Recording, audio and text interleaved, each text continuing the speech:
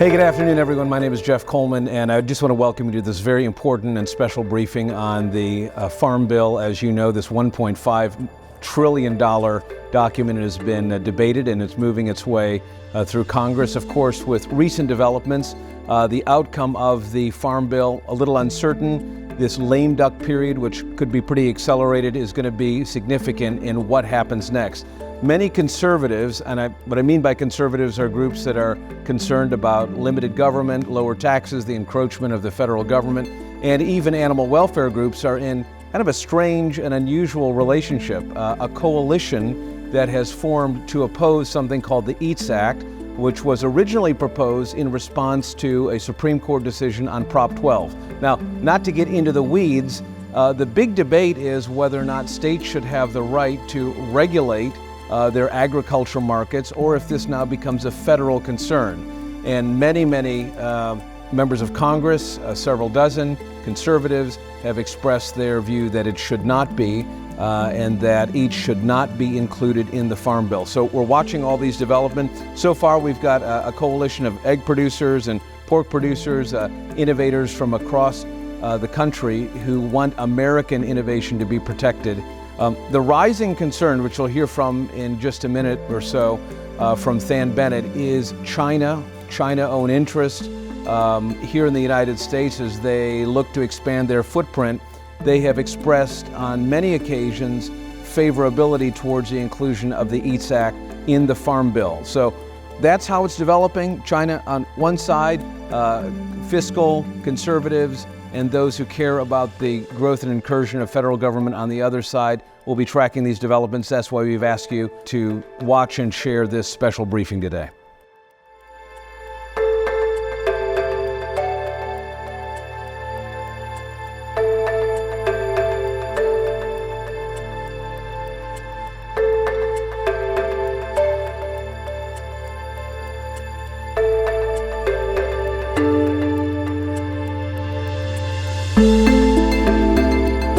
Than Bennett, you've been someone who's been very, very involved in this idea of trying to keep the federal government at bay.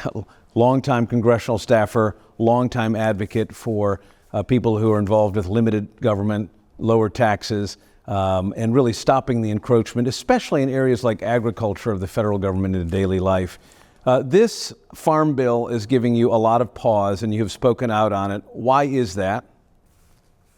Yeah, Jeff, this Farm Bill is one that began being written when Republicans and Democrats were sharing control of Washington. Obviously, the recent elections are about to change that. Republicans are about to take the levers of all three elected levers of Washington, D.C., really. But I would pull back to sort of a larger point, and that is the American people, Jeff, are a really remarkably consistent people on a number of things. And I would maybe just give you two overarching points that are related to this Farm Bill. Number one, the American people just simply do not want more of Washington, D.C. in their everyday life. We see that preference across party lines. We see it regardless of which party is in control of Washington. And that preference really turns up in polls and at the ballot box. Number two, Jeff, I would tell you, the American people do not want foreign influence in U.S. law. That preference is reflected across industries, but it is particularly prominent in the agriculture space. And I would just tell you this, I've been in Washington, D.C. a long time, maybe that as a knock on my credibility, but I will tell you, both parties, when they're in power, they have a tendency to disregard these two preferences from the American people when they control the levers of government. So this Farm Bill has a lot of examples of that, but the American people have been very consistent on these points. They want less Washington, D.C., and they want less foreign influence in their law. So you just threw up almost a literal red flag there, which was foreign interest. What do you mean by that? Be plain spoken on this, no code.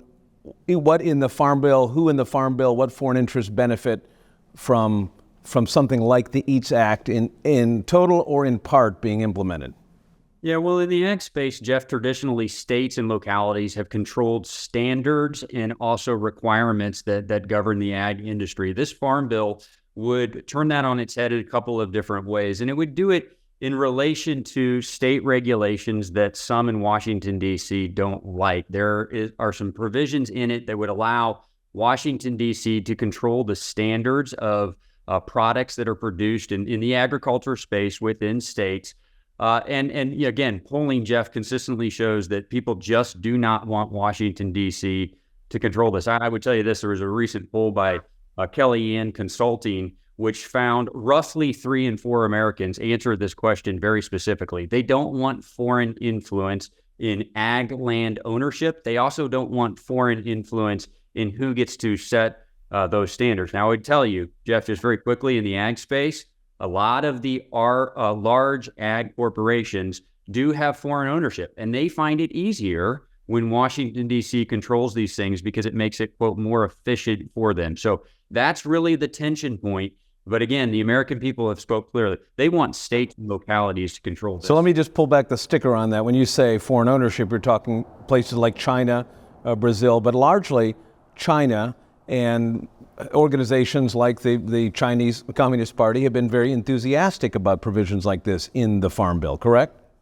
Yeah, the Chinese Communist Party has been very clear on this, Jeff. This is their plan. Their plan is to buy up large American-owned ag conglomerates and then influencing national legislation to gain a larger foothold, a larger market share of the American, specifically the meat supply, and specifically at this moment, the pork supply. So they would see it as a huge win, regardless of if it's Republicans, Democrats, or otherwise in control of Washington. If Washington sets the standards and they're uniform standards, it's foreign conglomerates that win. And quite frankly, Jeff, it's local, small American farmers who lose out. Just 2 more questions here. Let me just walk you through what you alluded to it. Kellyanne Conway Consulting. This is the Kellyanne Conway, connected to President Trump, longtime Republican pollster. And really, what the top line that comes out of it is that the American Farm Bill should advance the interest of American farmers. Here's the statistic. Nearly 3 of 4 Republicans in the data here believe the Farm Bill should not make it easier for foreign-owned companies, including Communist China, to have access to and control America's meat supply. And then it goes on, more than 3 of 4 Republicans believe the Farm Bill should make it easier for Americans to retain ownership. So there's a positive side to this, is that if this fails, this is going to be a much more American Farm Bill, correct? Yeah, correct. And it is that Kellyanne Conway, but it's really the American people responding to this across party lines, Jeff, but disproportionately Republicans as well. Republicans have a stronger preference for state control, for local control, for U.S. law protecting U.S. farmers and U.S. families. But you're absolutely right. The winner in this, if Washington, D.C. does not take more control, it's the local farmer, Jeff, because who do you think understands the local industry better? Your local jurisdiction, your state politicians, or is it a bureaucrat in Washington, D.C.? I think across party lines, American farmers would answer that they trust those closer to home, Jeff. 30 seconds. Where should the pressure being applied? Someone watching this today, someone who's involved in agriculture, in production, family farmer, who should they be talking to? Where should that message be going to today? Yeah, right now it's federal officials. It's members of the U.S. House and the U.S. Senate who are working on a negotiated farm bill right now.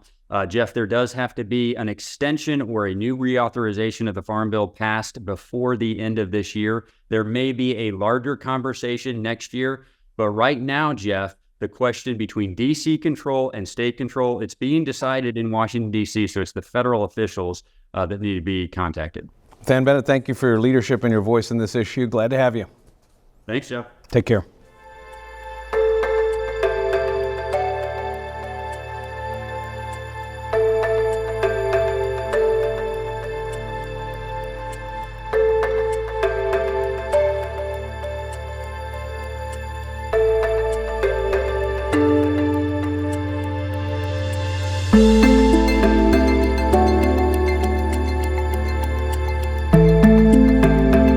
Well, joining me from Capitol Hill is longtime legislative insider, someone who's worked on the Hill for many, many years, and a keen political observer. Joe Murray, thanks for joining us today.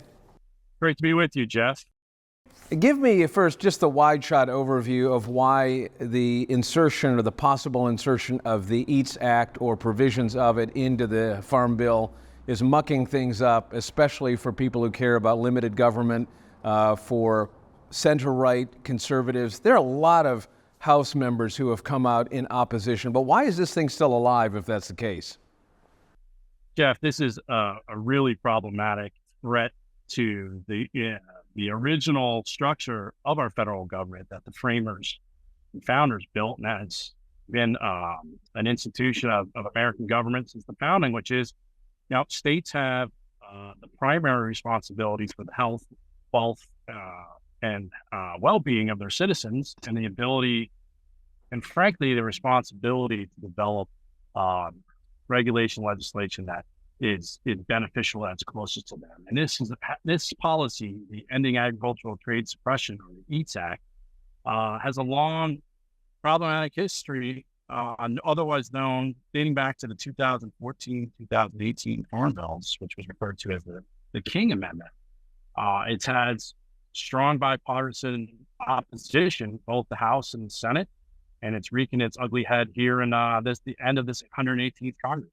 So it was interesting, the Biden administration, Secretary Vilsack, really seemed that his advocacy for the EATS Act or anything like it was essentially a repudiation of the idea that states were these laboratories of democracy, which would be setting its own standards and regulating at the state level and not the federal government. Do you see it that way?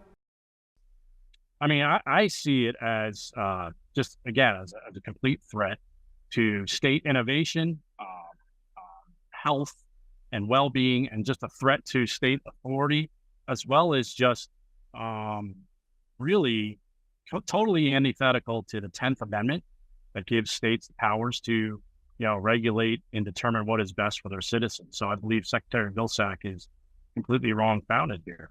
And on the other side of that are people like Kristi Noem. Let's show a clip of Governor Kristi Noem from South Dakota, of course, now heading to confirmation in the Trump administration. Really, truly get the answer. But there are foreign interests that are buying land in South Dakota? I believe that there are countries that own land that are friendly to the United States. I do not know if there are unfriendly ones that are buying ag land right now. I do know that some of our biggest processing facilities are owned by China. I mean, Smithfield Foods processes in Sioux Falls, South Dakota, my largest city, and they are Chinese owned. And they have been difficult for me to work with. So, well, I want to thank you, Chairman, for having. And Joe, in addition to people like Governor Noem, you've got people like Texas Ag Commissioner Sid Miller. He's been pretty outspoken. He hasn't held any punches. He's a strong supporter of President Trump, but he's also a strong opponent of EATS or anything like it. What is at the core of his message?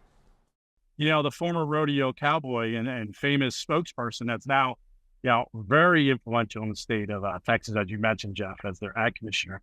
I mean, he hits the nail on the head, in my view, and I believe the view of over 200 members of Congress and the House and Senate that have written that they are in opposition to this approach, which is, states have their own ideas and their own ability to regulate in this food supply space.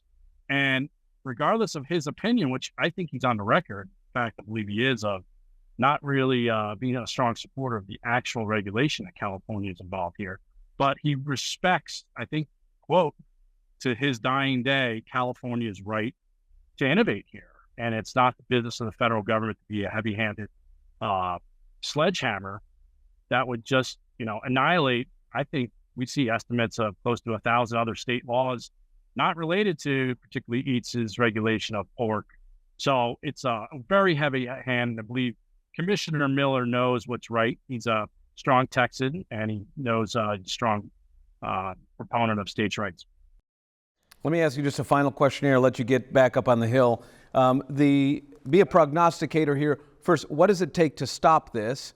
And for those in the ag community or people who are adjacent to the ag community or even consumers who want to be involved on this, what is the message that they should share with their congressman, and when should they be sharing that message?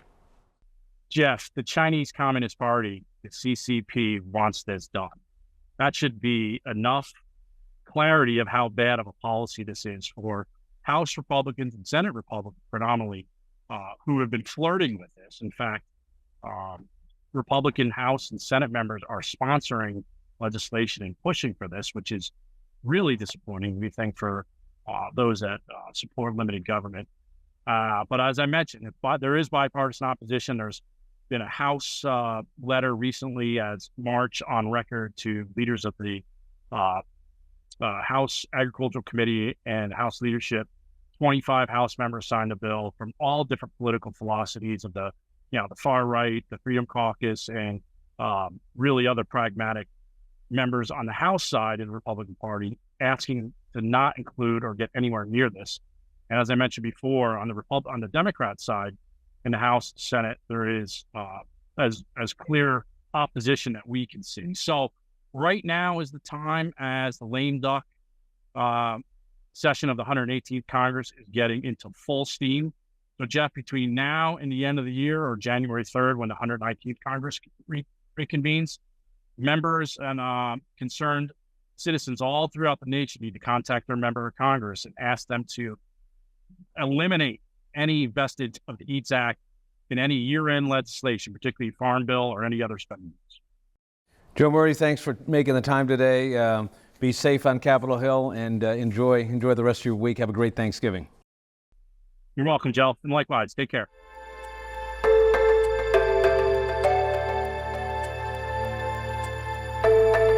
Well, Joe just alluded to the letter that members of Congress sent to House leadership. Here's in part what it says. Rather than work against the interests of American farmers and abandon long-held principles of federalism, here's their advice. Congress rather should focus on reducing Chinese influence on American production of agriculture. We'll put the names of the members on the screen so you get a sense of how broad this coalition of opponents is in the House. It's significant, and I suspect with the new members of Congress taking the oath soon, that opposition is going to grow.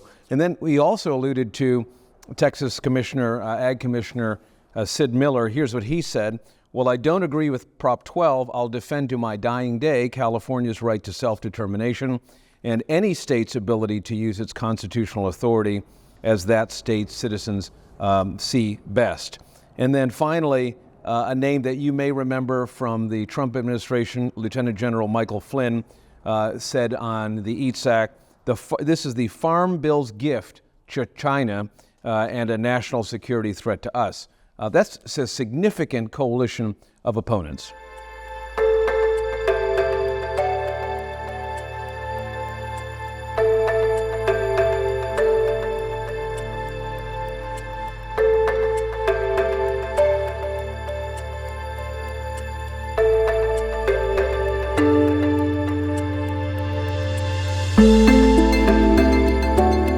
Well, there's been no clear opposition at the grassroots. I mean, grassroots in Pennsylvania agriculture and around the country is in a man named Brent Hershey. A lot of people have been reading your name, seeing your name. But go back to, first, who are you? And talk a little bit about your operation. Well, sixth-generation farmer in Pennsylvania. 42 years ago, I got involved in the pig business. Decided I wanted to be in pig production, and we developed a business plan and started the first sow operation at that time, and I've been in the business all that time. How doing small the same was it thing. then, and Our where's it today? first sow operation was 150 sows, and today we have 3,000 sows. Wow. You're still passionate about it as you were?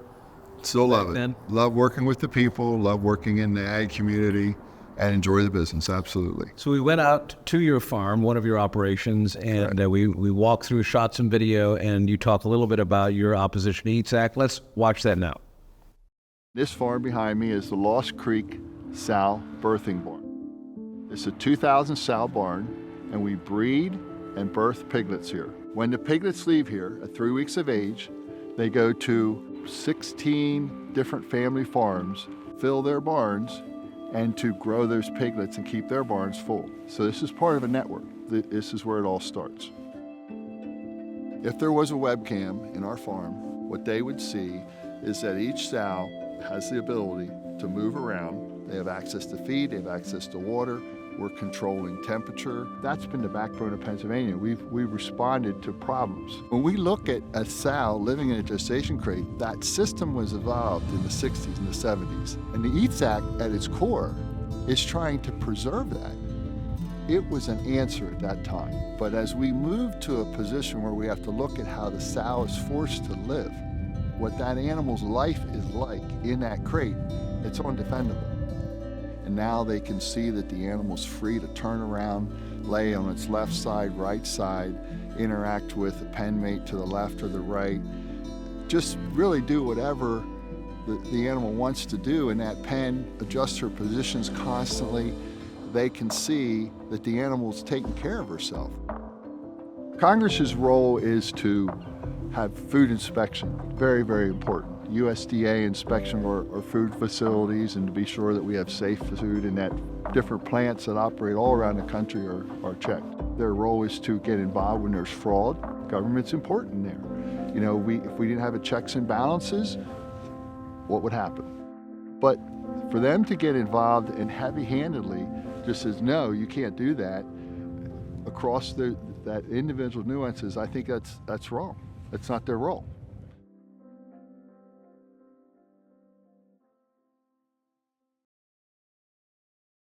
Boy, that's some pretty powerful stuff. Brent, your opposition really has been one of the leading voices. You have gone to Washington. You have talked to a lot of congressmen. What is the response you've been getting, and do you think there is enough coordinated opposition to stop the insertion or inclusion of the EATS Act or anything like it in the Farm Bill this year? You know, I think it's changes like this are tough for an industry. The entire industry had accepted the gestation crate as the way to do it, and now it is we've learned and emerged that this really is not defendable. And that's what we got here, right? The gestation crate is what brought this argument. Oh, can you just give us a thumbnail sketch of what that is? So a gestation crate houses a sow while before she's bred, while she's bred, and during the pregnancy, in a cage that is 4 inches wider than she is and 12 inches longer. That sow can stand up and lay down, but she cannot walk, she cannot turn around. And that system was invented in the 50s, 60s, and became the norm in U.S. production back in that time. When I got into the business, it was the norm. Mm-hmm. But as we studied that and analyzed how that animal was forced to live, we realized that it's undefendable. Mm-hmm. And we found that out as whenever we would show it to somebody, they would ask the question, she gets to get out of that. And no, she lives in there for 4 months. And that's really the heart of the issue. And it's difficult for an industry to change. Mm-hmm. So when those changes come, you've got people who are sort of hardliners who just think we're not changing anything. And then you've got people who see that the future is that this is undefendable and we need to put this type of housing in the past. We need to learn from our mistakes and go forward. And so there's where we are. But I can hear people pushing back right now saying, oh, but this is so expensive. These investments, changing your operation, overhauling it, is going to kill the pork industry. You hear people saying that prices are related to this and they're the doom and gloomers. What's been your response consistently? How has it impacted your operations? What has it done overall? So we put those changes in place. Our cost to change our herds was approximately $1,000 a sow. And that's way less than the industry is propagating that it is. But, you know, agriculture always requires investment. Any business does, really. We're just a business like every other business. And as time goes on, you see a better way to do something. It requires capital investment. But it's not when you spend that's good for the next decade. This is not something that's just for a year or two.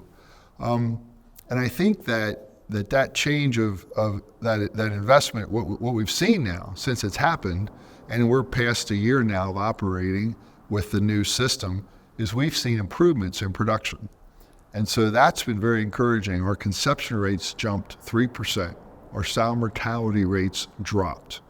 And our animal mobility, our animal just able to, as we move them to the birthing rooms and back, improve greatly. what about for the consumer?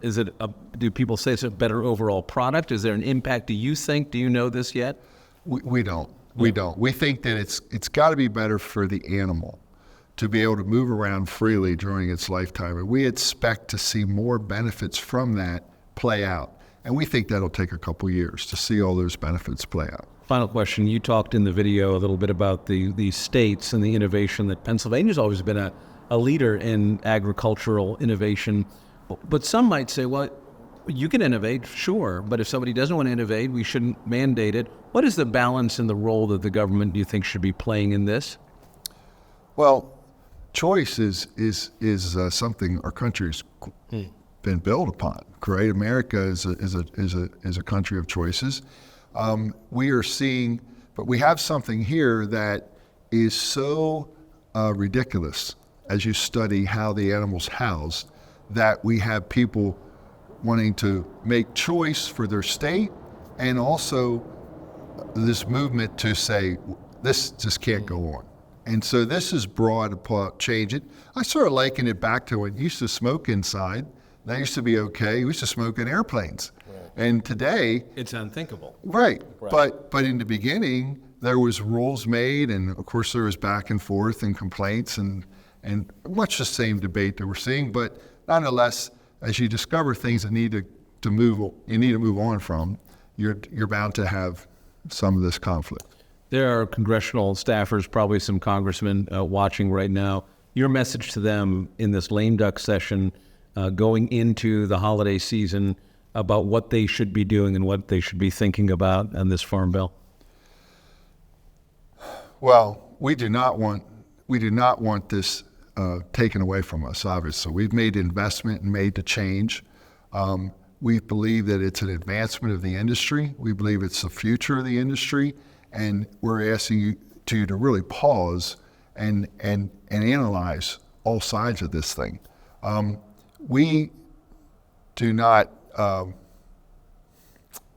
guess there's our simple message. Yeah. This is, states should have the right to do what they're doing. Keep innovation going. Brent Hershey, thank you very much. Okay. And thank you all for joining us for this special briefing on the Farm Bill. A lot of moving parts, a lot of things moving quickly. Pay attention, stay alert, and make sure, as Brent said, and every member on this broadcast said, to contact your member of Congress between now and when the action will be taken on the Farm Bill. It is critical that your voice is heard.